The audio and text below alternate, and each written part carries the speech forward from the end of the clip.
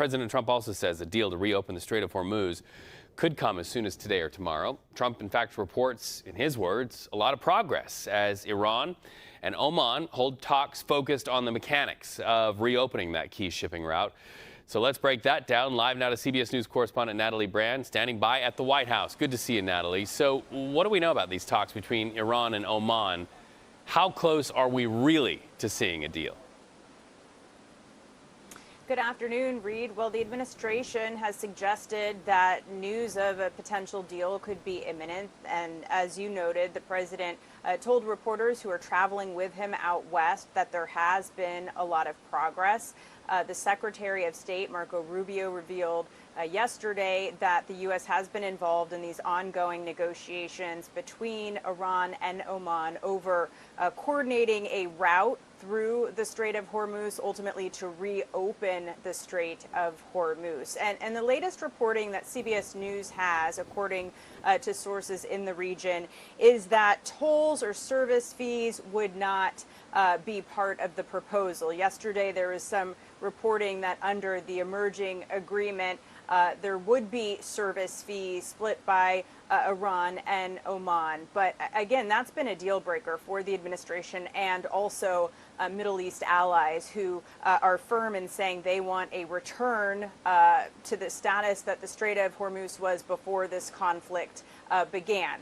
Qatar, who's also been mediating, a foreign ministry spokesperson yesterday, said that there was language for this interim deal, and really what they were looking for was a short-term resolution on this issue to really de-escalate things and then also hopefully reignite these larger negotiations. And we know that those larger, longer-term negotiations would also include, of course, nuclear issues and Iran's nuclear ambitions, Reed.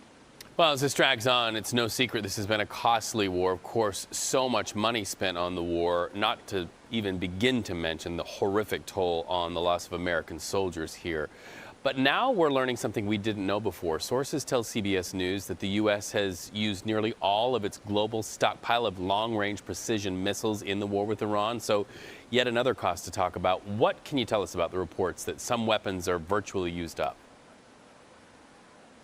Yeah, CBS News has been reporting on concerns among some administration officials about dwindling stockpiles, not just of long-range missiles, but also defense interceptors, which of course are so critical as, you know, U.S. facilities in Middle East countries and allies face potential attacks by Iran. And this latest reporting really stemmed from a new Reuters report that was out this week that revealed that the U.S. Army has used up much of its global stockpile of long-range missiles, specifically Army tactile missile systems and precision strike missiles. And two sources have now confirmed to CBS News and Jennifer Jacobs that the figures that have been shared within the administration do align with that Reuters report. So military analysts speaking to CBS News have said this is a major concern, particularly because the defense of these specialized weapons can take years. And the administration, we know, has tried to accelerate and ramp up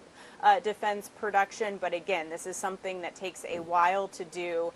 And these military analysts have raised questions and concerns about readiness, particularly if the U.S. were to face conflicts in other parts of the world, Reed.